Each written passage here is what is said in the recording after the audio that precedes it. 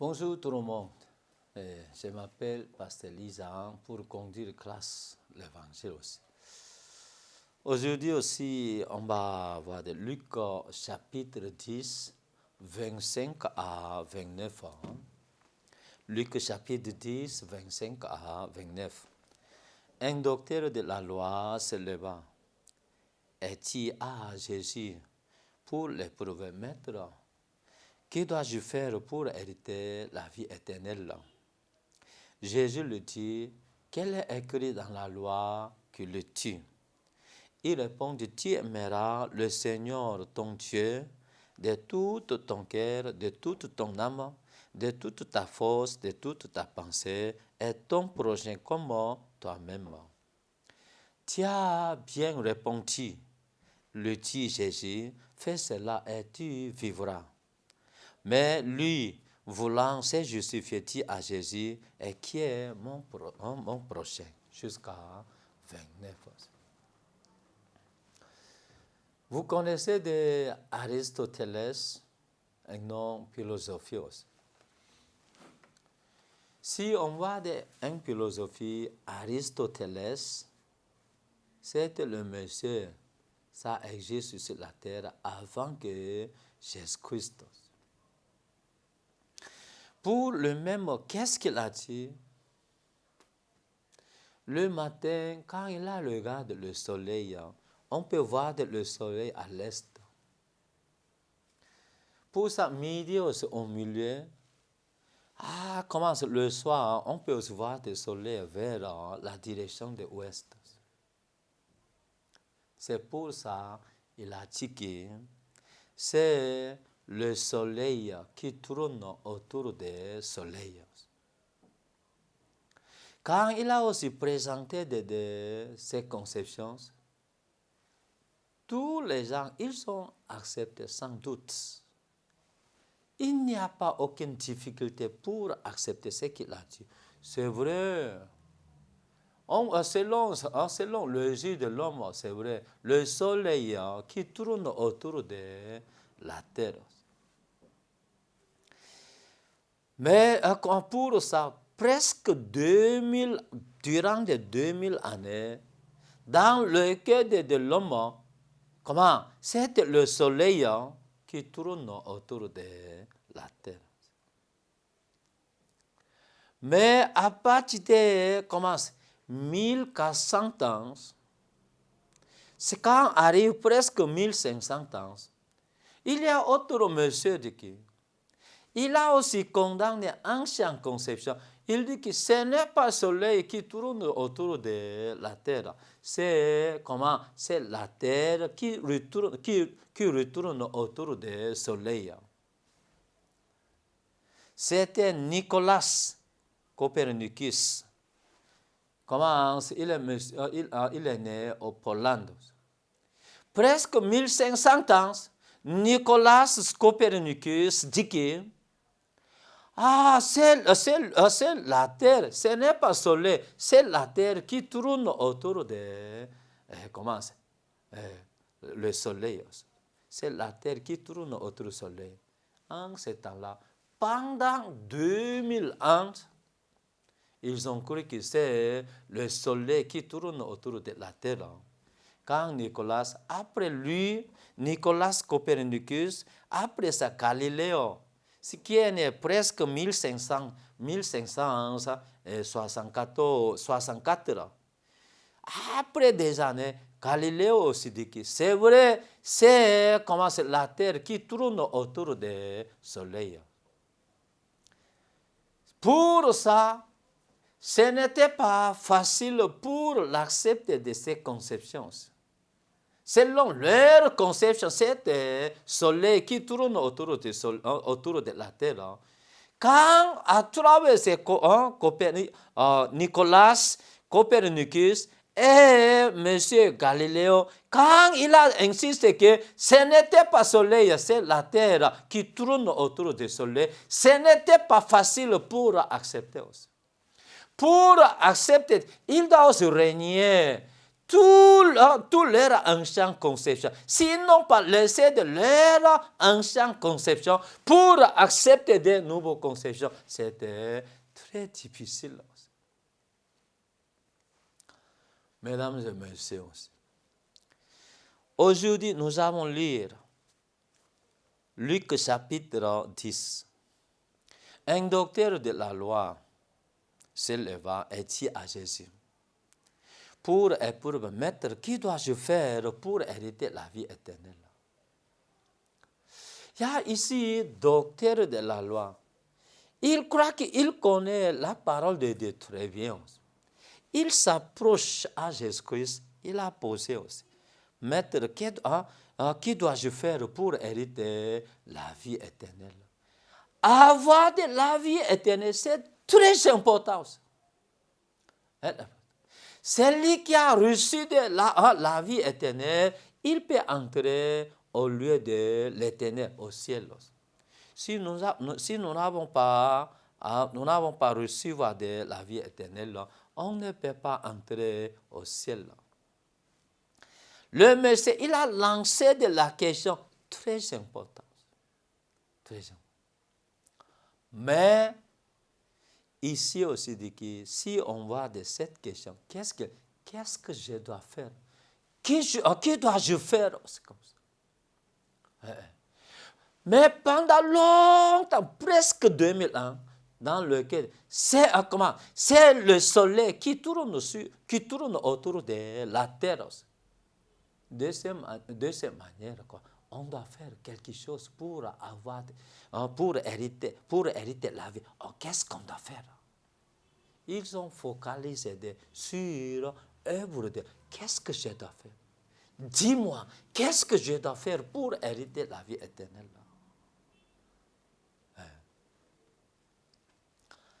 À la fin, Jésus répondit, quel est écrit dans la loi?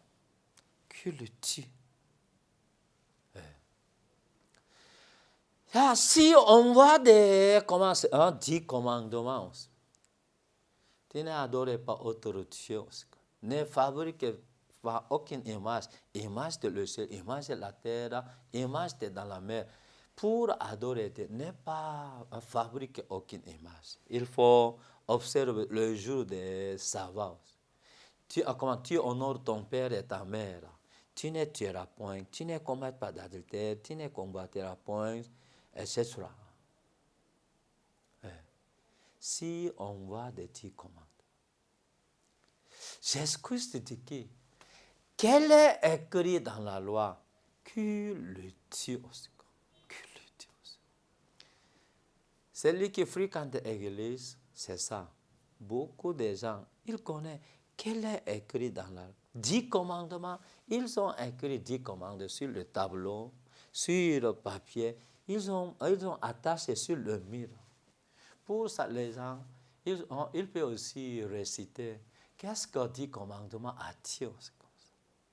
Devant 10 commandements, en récitant, en lisant ceci. Nous avons décidé, je vais essayer. Je vais essayer. Pour ça, la loi, Dieu nous a dit que si vous observez la loi, vous serez bénis. Si vous ne pouvez pas observer, vous serez maudits. En écoutant cette parole, c'est ça. On doit aussi être béni en pratiquant, en observant la loi de Moïse. C'est vrai, si j'essaie, je peux aussi bien observer aussi. Les gens, ils sont pour des séquelles aussi. Mais qu'est-ce que Jésus? Quel est écrit dans la loi? Encore deuxième, que le Dieu. Que le Dieu, cela veut dire que les gens, pour ces points, ils ne connaissent pas. Tous les gens disent que Dieu nous a donné 10 commandements pour bien observer. Si on observe bien, on serait béni aussi. Nous avons focalisé ici. Nous avons focalisé. Qu'est-ce qu'on doit faire? Si j'ai essayé, on peut aussi observer, bien observer. Pendant 100 ans, 500 ans, 1000 ans, 2000 ans, 3000 ans. Mais depuis génération jusqu'à aujourd'hui, Satan aussi saisit le cœur de l'homme. Si tu essayais, tu peux aussi bien observer aussi comme ça. Fais ton mieux aussi. Dieu va vous aider aussi. De cette manière, Satan nous a saisis. Comment nous avons trompé? C'est le soleil qui tourne autour de la terre, comme ça. Pourquoi si je regarde, on va voir un soleil matin ici, midi ici, le soir ici, on va voir le soleil qui tourne autour de la terre, voilà. Comme ça. Mais qui le dit? Deuxième, vous avez lu, pourquoi Dieu nous a donné la loi de Moïse? Vous avez compris pourquoi Dieu nous a donné la loi. Vous avez aussi saisi le guide pourquoi Dieu nous a donné la loi. C'est la question. Depuis on fréquente l'église, nous avons essayé de fréquenter l'église, nous avons essayé de bien pratiquer la loi de Moïse. Mais celui qui fréquente l'église, 1 an, 5 ans, je vais essayer pour bien observer la loi. 10 ans après, malgré j'ai fait mon mieux aussi. Pour observer la loi, ce n'est pas facile. 15 ans après, pour observer la loi, c'est très difficile. Finalement, c'est impossible pour pratiquer la loi de Moïse. La vérité, celui qui a essayé de bien pratiquer de la loi avec toute ta force, avec toute votre âme, qu'est-ce que vous pouvez sentir? Ce n'est pas facile. Pour observer la loi, ce n'est pas facile. C'est facile. Encore, si vous avez le temps, tu ne tueras point. Vous avez regardé la loi selon votre compréhension. Mais notre compréhension et la compréhension de Dieu est différente. C'est vrai, jusqu'à maintenant, je n'ai jamais tué aucune personne. C'est ça, je suis d'accord. Vous n'avez pas tué aucune personne. Si vous regardez la loi selon votre compréhension, c'est ça. Vous n'avez pas tué, je suis d'accord, vous n'êtes pas mérité.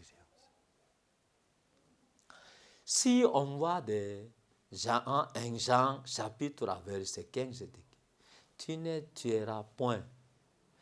Quiconque hait son frère, il est mérité. Ah bon? Quiconque hait son frère, il est mérité. Pourquoi? Les hommes regardent l'apparence, mais Dieu regarde le cœur aussi. Malgré si vous n'avez pas tué quelqu'un physiquement avec le couteau, la Bible dit que Dieu a quiconque hait son frère, il est mérité. Encore, si vous êtes arrivé, Matthieu chapitre 5, verset 21 à 22, tu ne tueras point. Quiconque se met en colère sur son frère, quiconque sort de mauvais paroles, raca, insensé, tu es fou. Malgré physiquement, vous n'avez pas tué aucune personne. Quiconque se met en colère sur son frère, vous êtes mérité. Si j'ai présenté comme ça, les gens, ils ont surpris aussi. Je pense que je n'ai jamais tué quelqu'un selon ma propre compréhension. Si je regarde selon la compréhension de Dieu, combien de fois j'ai tué des gens? Celui qui a regardé la Bible, celui qui a regardé la loi de Moïse, selon compréhension de Dieu.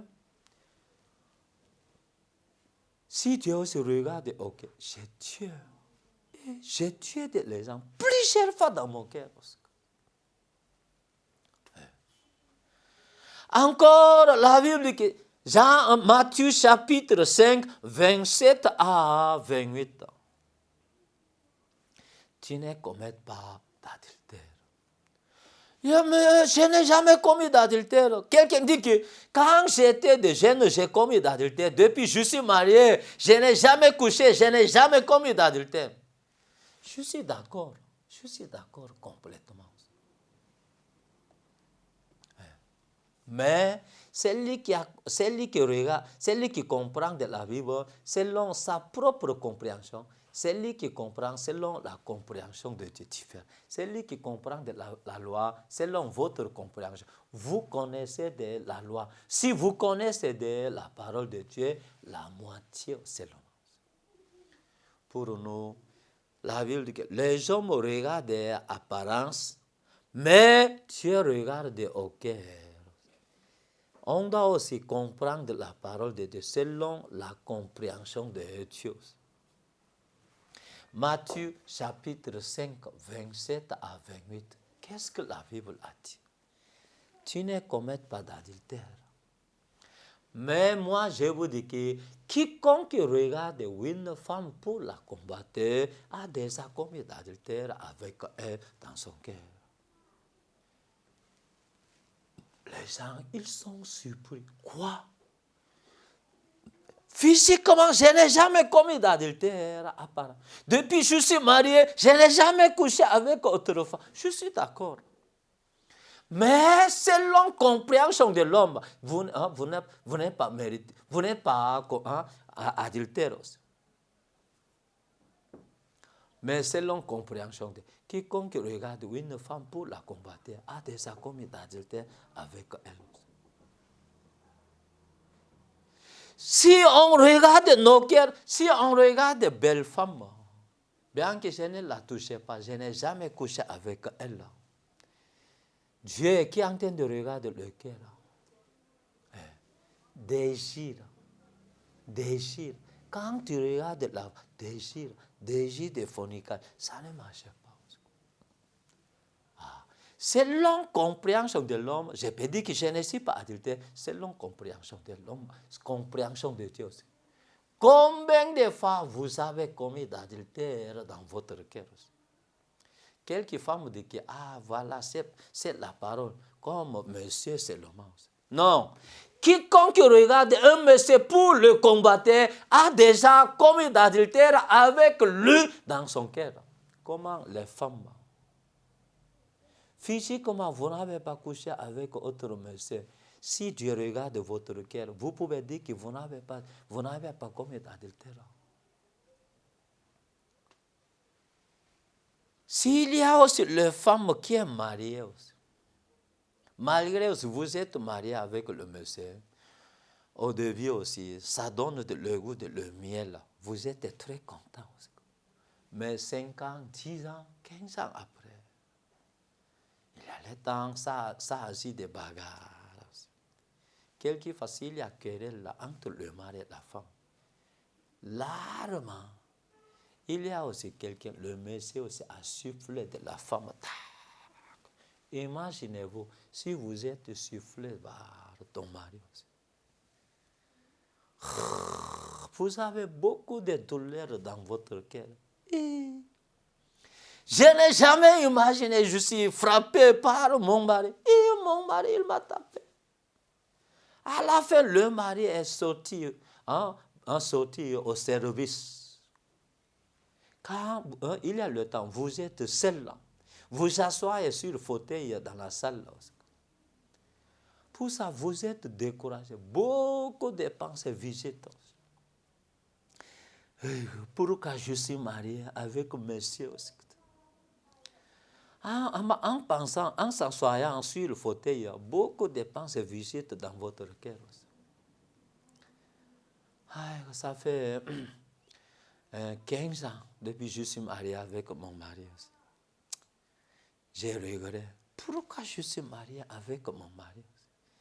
Il est têtu. À la fin, quand elle pense, en s'assoyant sur le fauteuil, quand j'étais au lycée, parmi mes camarades, il y a aussi quelques camarades, il m'a aimé trop.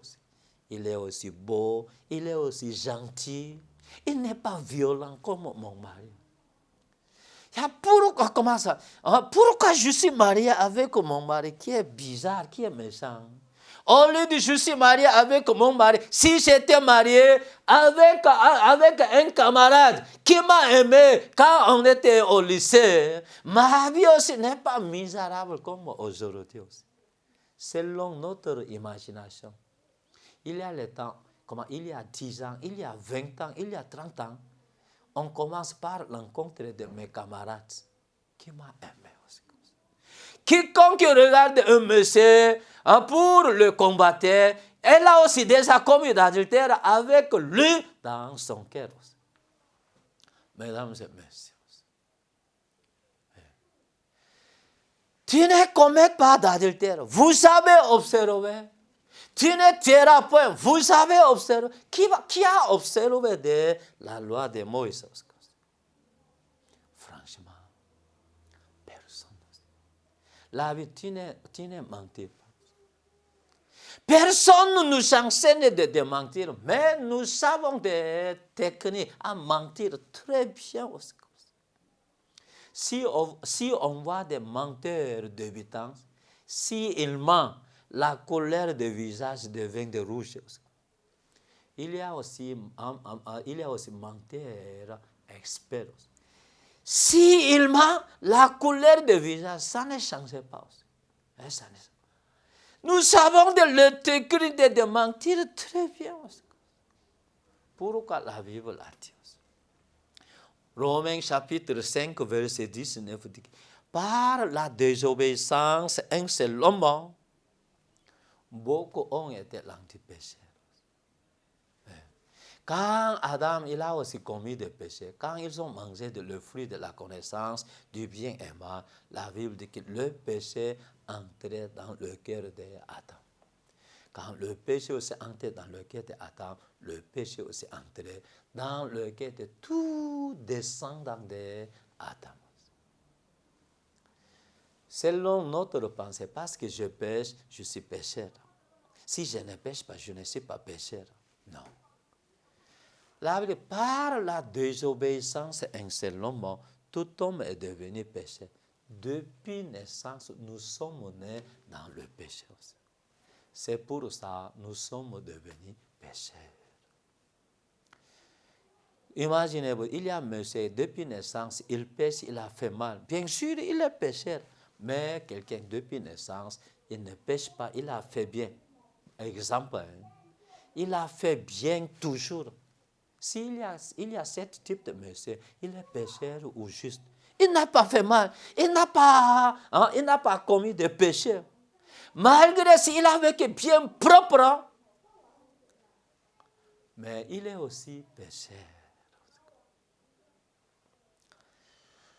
Pour nous, si on va de Romains chapitre 3, verset 20, la Bible dit que car nul ne sera justifié devant lui par les œuvres de la loi.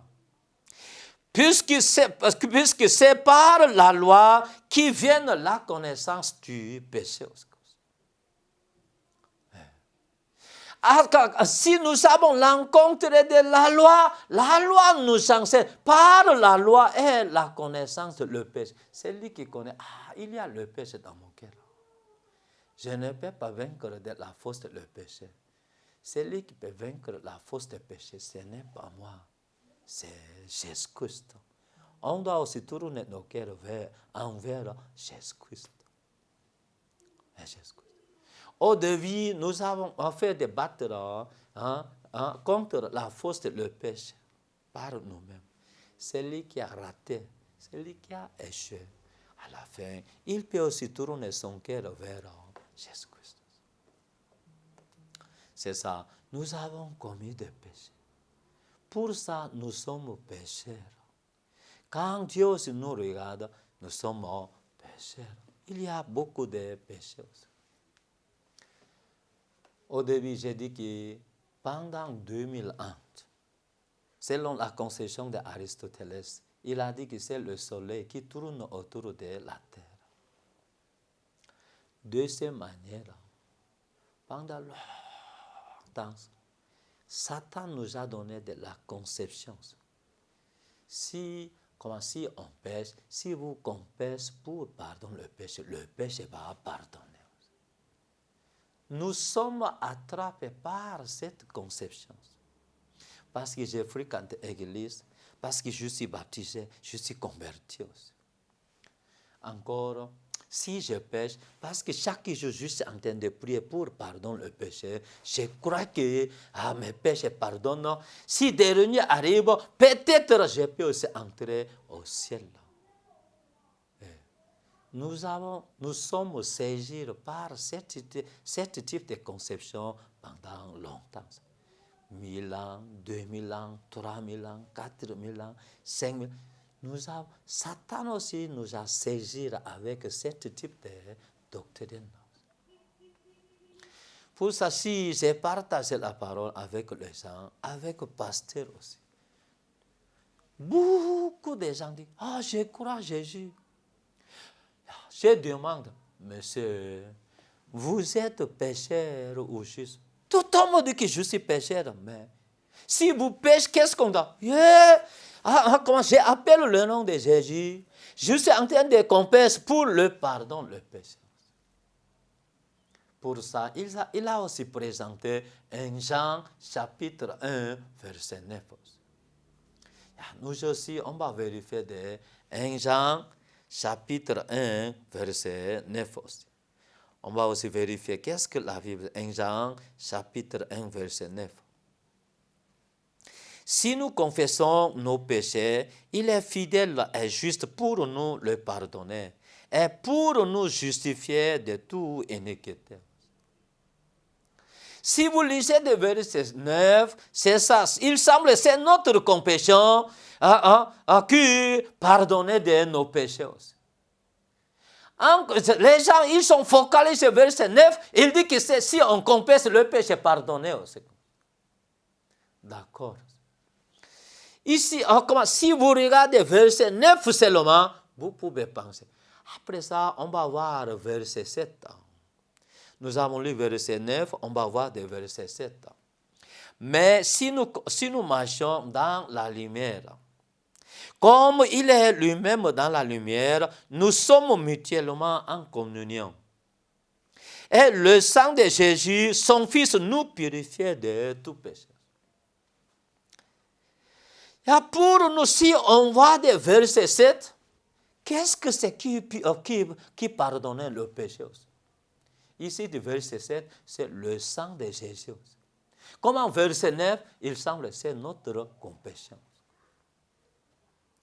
Un jour, un jeune homme, un fidèle, il est venu, il m'a invité pour rencontrer son père. Pasteur, mon père, il est docteur. Il a fait des cliniques. Parce que je vais vous inviter pour faire des entretiens avec mon père. Quand je suis arrivé dans le bureau de docteur, quand je suis en train de discuter, parce qu'il est très occupé, beaucoup de gens, il appelle, il téléphone. Mais il a aussi focalisé, faire un entretien avec moi. Il veut aussi partager la parole avec moi. J'ai dit que docteur, si le malade arrive, d'abord vous avez fait des partages et des salutations. Après ça, vous pouvez aussi poser la question. Mais c'est pourquoi vous êtes béni. En d'autres mots, quelle maladie vous avez? Après ça, si le docteur il demande, il doit aussi parler des symptômes de maladies.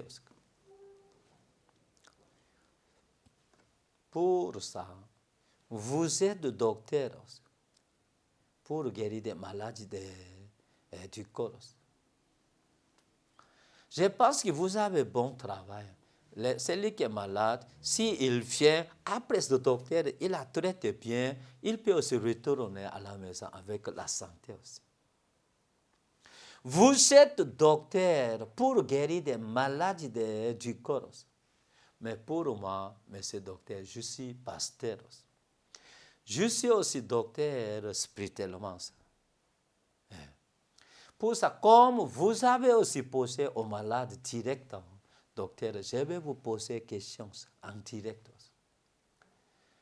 Je crois que vous croyez Dieu aussi, vous respectez Dieu, je sais aussi.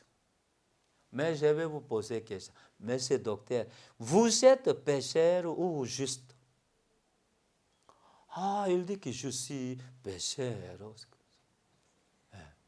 Si vous péchez, qu'est-ce qu'on doit faire? Ah oui, chaque jour, je dois aussi confesser pour pardon de le péché.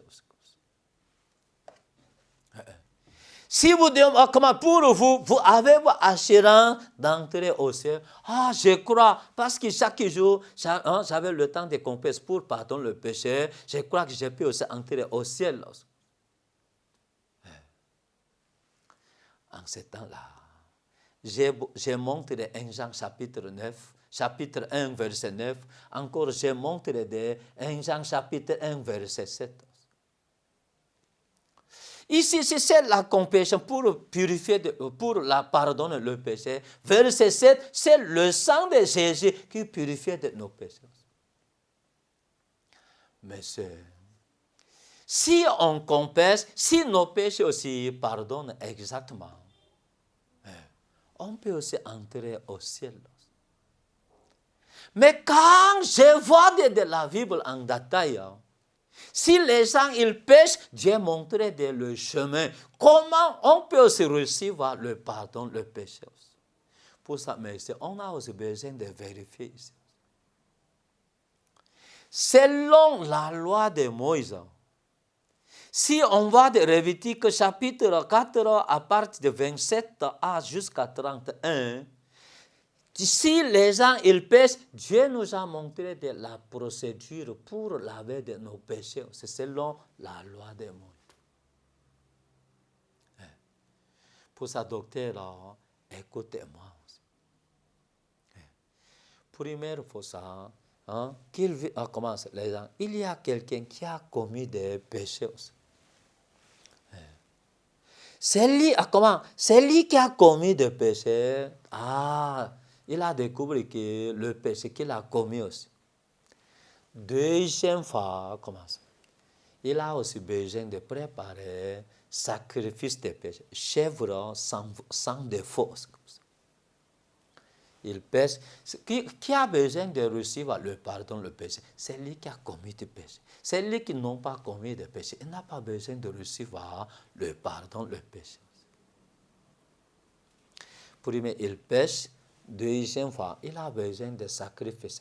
Chèvre ou une chèvre sans défaut.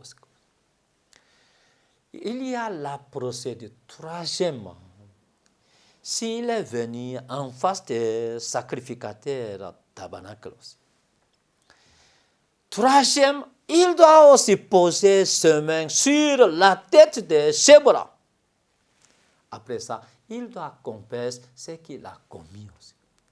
S'il confesse, le péché va retomber sur le chèvre, sur le sacrifice de le péché aussi. C'est troisième. C'est quatrième procédure.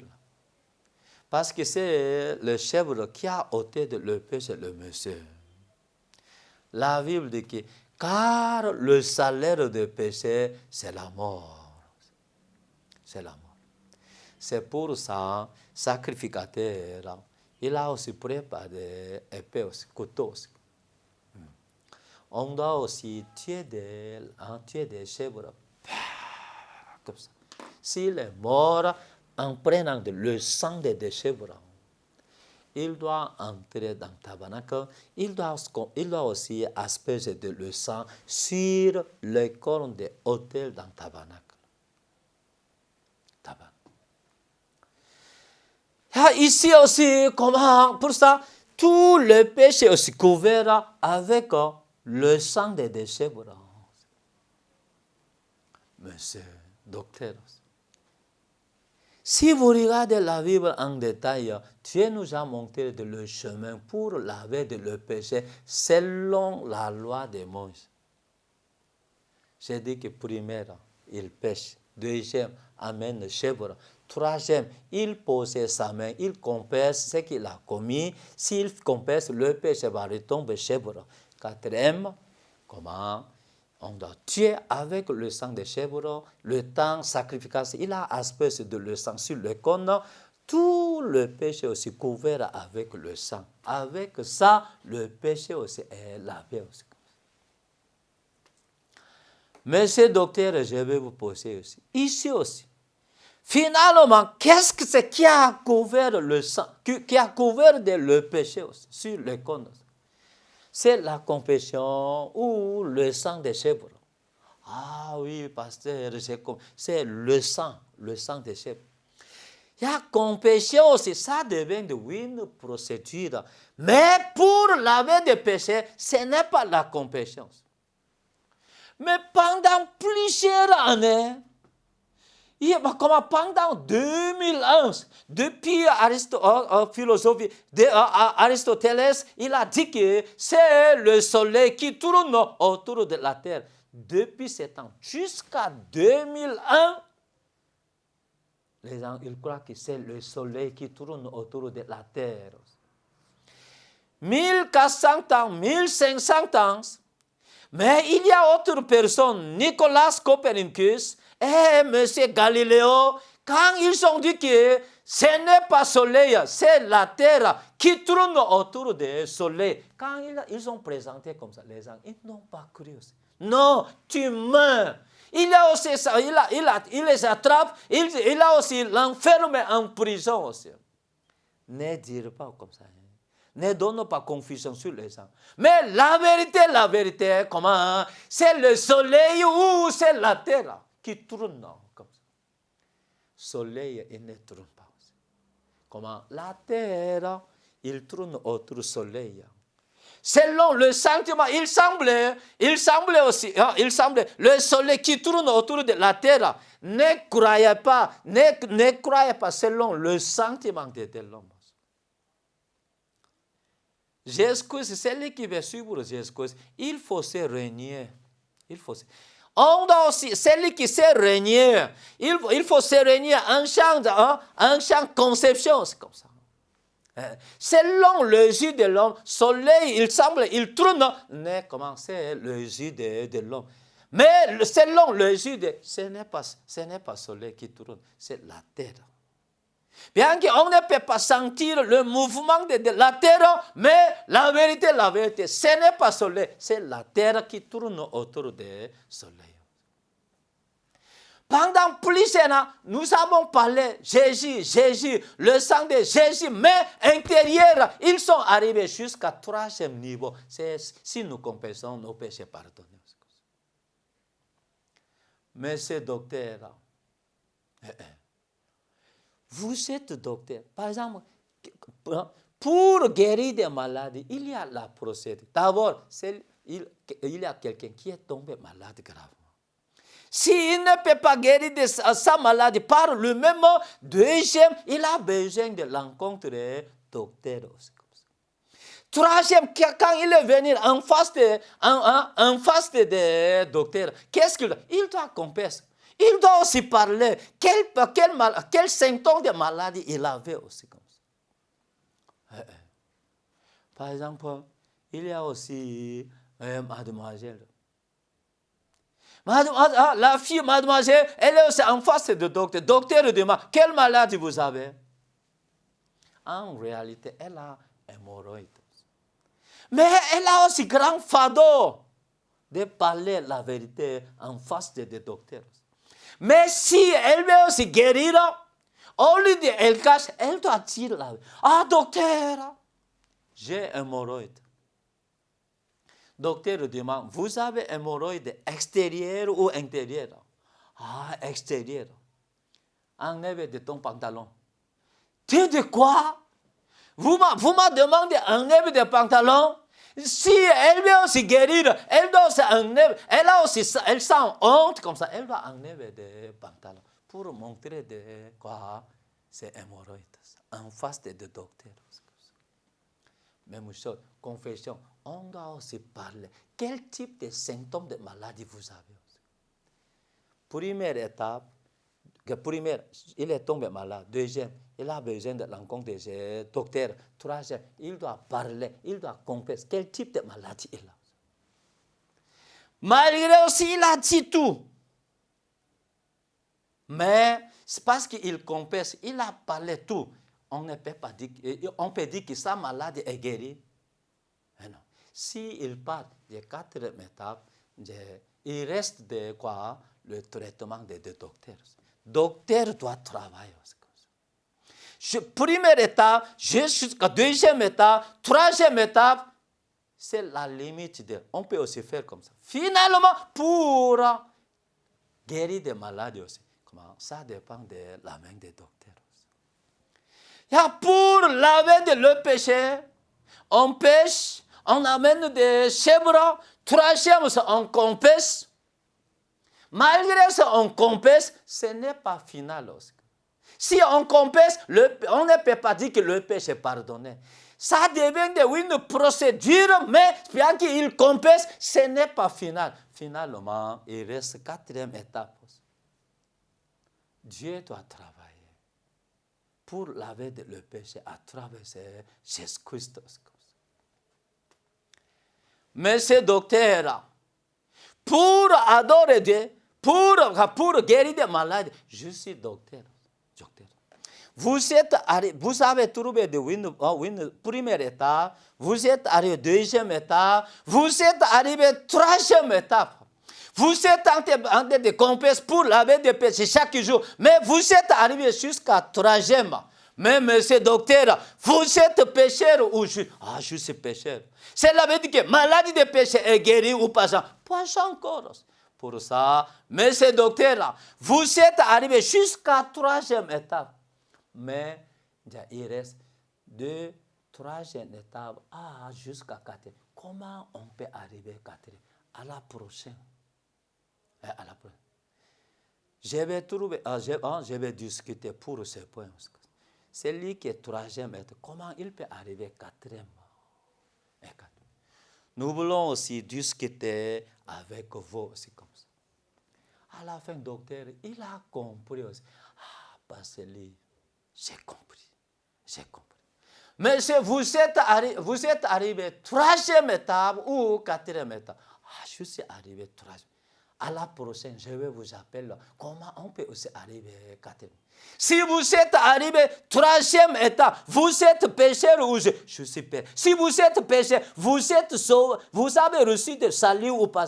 Pas encore. Celui qui arrive sur 3e étape, si dernière j'arrive, vous irez où? L'enfer. Pourquoi? À cause du problème du péché n'est pas résolu complètement. Malgré aussi comment, ce n'était pas facile pour écouter cette parole. Parce qu'en présentant la Bible, j'ai présenté de cette parole, c'est ça comme ça. Il est d'accord. Pour ça, nous avons aussi partagé la parole avec lui. Il accepte très bien aussi. Pour ça, bientôt aussi, je vais rencontrer ce docteur. Je vais aussi présenter le chemin aussi. Et on va voir Hébreux chapitre 10, verset 1. Hébreux chapitre 10, verset 1. Hébreux 10, verset 1.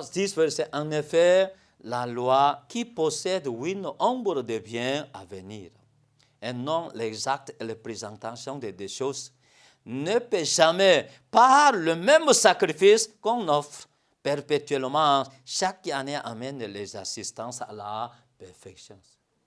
Il y a ici dit qu'en effet, la loi qui possède une ombre de bien à venir.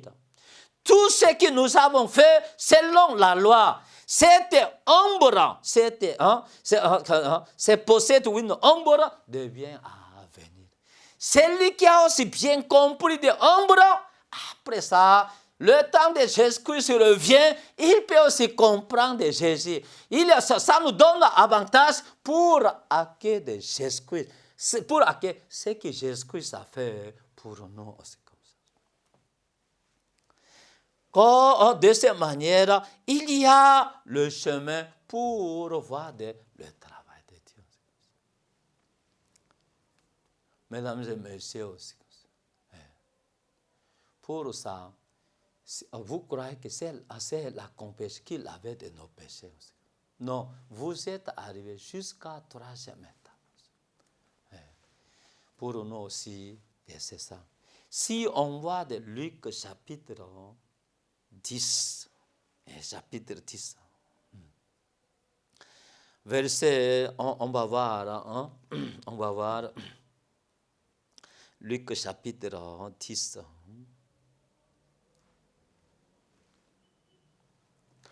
Un docteur de la loi se leva et dit à Jésus pour éprouver.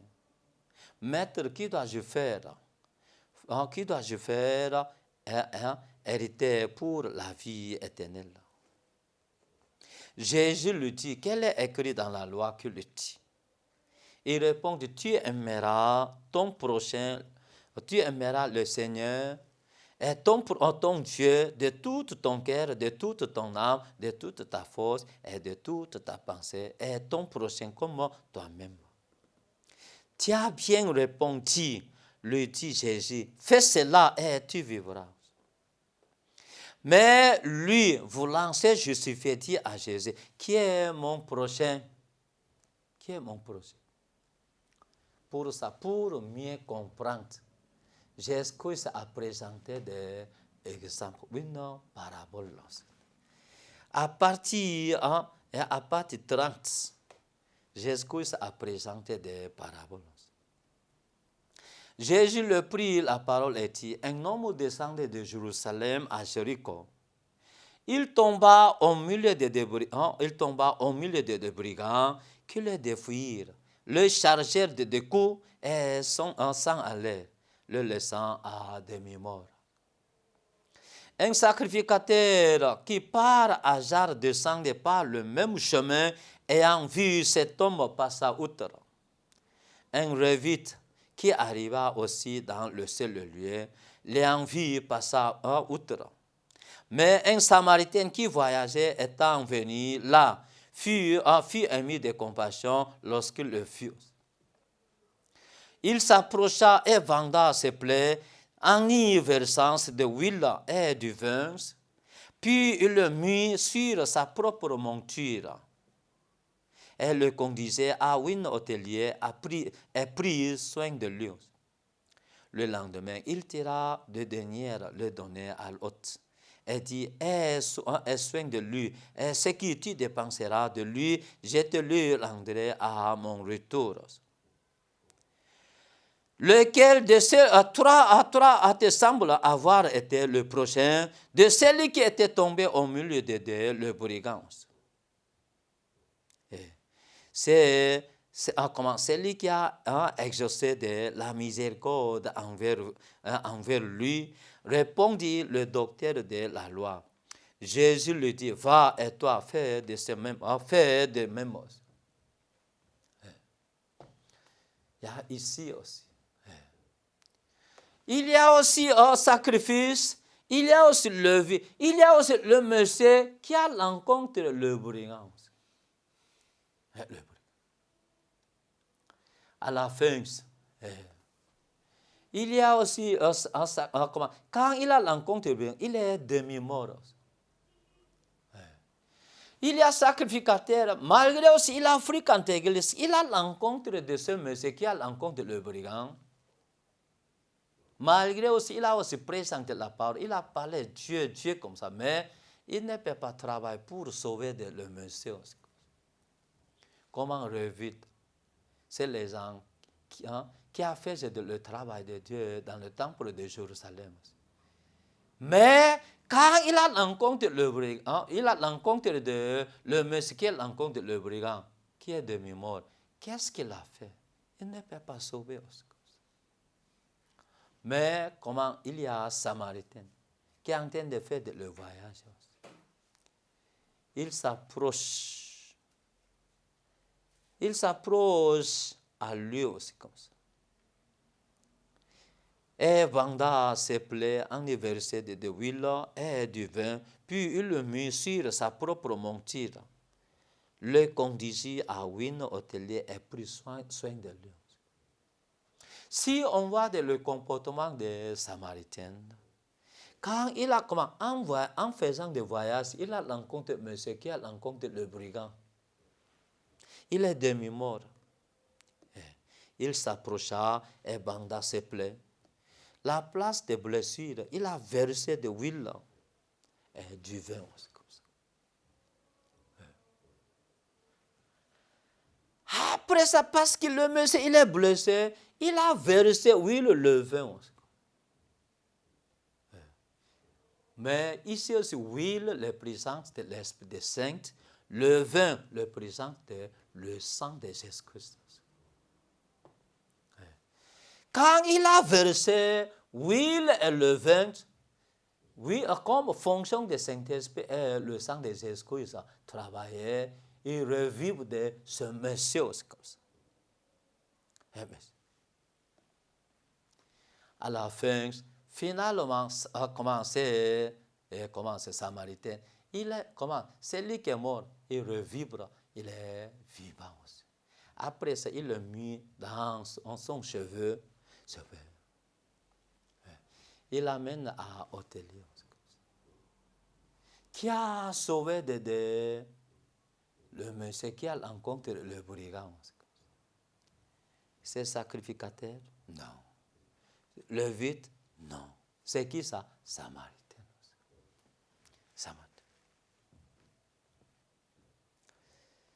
Ici dit que, comme fonction des Samaritains. La Bible dit que, ici aussi, commence, tu es ici dit que, qu'est-ce que la Bible dit?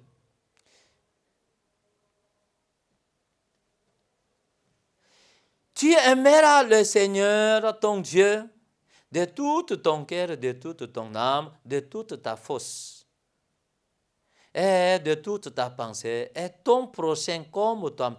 Tu aimeras ton prochain comme toi-même. Mais pour nous aussi, en voyant de cette parole, mais si on voit des Samaritains, non. Samaritains, n'est-ce quoi? Ce n'est pas nous.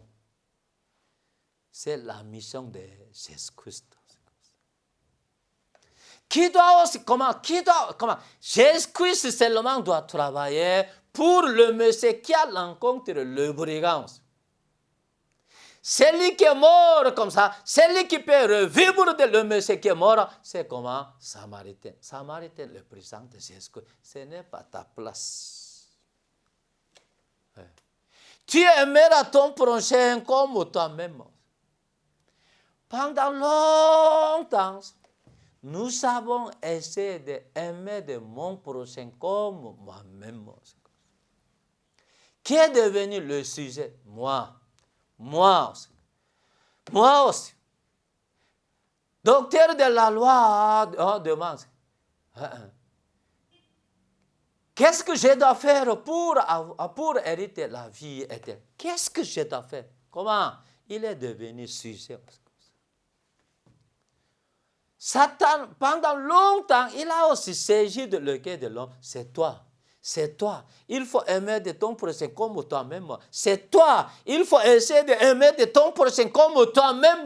Qui est devenu le sujet? Sujet aussi, c'est la place de Jésus-Christ, mais homme est devenu sujet aussi. Mais le salut ne peut pas accomplir dans notre cœur. Ce n'est pas possible. Qui doit devenir sujet? Sujet, ce n'est pas ma place. C'est la place de Jésus-Christ. Tu aimeras ton prochain comme toi-même. Tu, ce n'est pas ta place. Ce n'est pas ma place. Tu. Comment? Ce n'est pas la place de l'homme. C'est la place de Jésus-Christ. Homme aimé de ton prochain comme toi-même. Comment ça va gâter aussi? Ce n'est pas possible. Comment? On doit changer de la place. Tu aimes ton prochain. Tu, ce n'est pas ma place, c'est la place de Jésus. Ton prochain, ce n'est pas autre personne. Ton prochain, c'est ma place. Tu aimes ton prochain comme toi-même, toi-même, ce n'est pas ma place, c'est la place de Jésus-Christ. On doit changer de la conception. On doit changer de sujet aussi. Mesdames et messieurs, c'est le soleil qui tourne. Bien qu'on peut aussi sentir que c'est le soleil qui tourne autour de la terre, ce n'est pas le soleil qui tourne autour de la terre.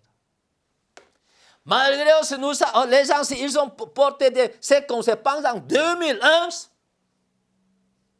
celui qui veut me suivre, il faut se réunir. Ce n'est pas moi. Donc, tu aimes ton prochain comme toi-même. Ce n'est pas ma place. C'est la place de Jésus-Christ. Où est ma place? Je suis son prochain. Tu aimes ton prochain. Ton prochain, c'est moi. C'est ta place. Ce n'est pas ta place, c'est la place de Jésus-Christ. Si tu essaies d'aimer de ton prochain comme toi-même, ça ne peut pas accomplir. Jésus doit monter sur la place de tu. Jésus-Christ aimait de nous comme lui-même. Après ça, ça devient dans le salut parfait. Parfait. Pour ça, celui qui peut donner des saluts, c'est Samaritain, c'est Jésus-Christ seulement. Pour nous, où est ma place? Nous sommes la place de le prochain. Si Jésus-Christ doit offrir la miséricorde, on doit aussi s'asseoir sur recevoir la miséricorde de Jésus-Christ. Pour ça, la grâce de salut va bien accomplir dans notre cœur parfaitement. Pour ça, la Bible dit, vous connaîtrez la vérité vous affranchira. Dieu a tant aimé le monde qu'il a donné son Fils unique. Quiconque croira en lui ne périsse point que la vie éternelle. Dieu nous a dit aussi comme ça. Mesdames et messieurs aussi. Pour nous, c'est ça. En laissant de notre sentiment aussi. Comment on va aussi laisser de nos places à Jésus-Christ. Si Jésus-Christ travaille pour nous, ça va accomplir le salut parfait dans notre cœur aussi. Aujourd'hui aussi, je vous donne un grand merci pour suivre la classe de l'Évangile. Ok, merci beaucoup.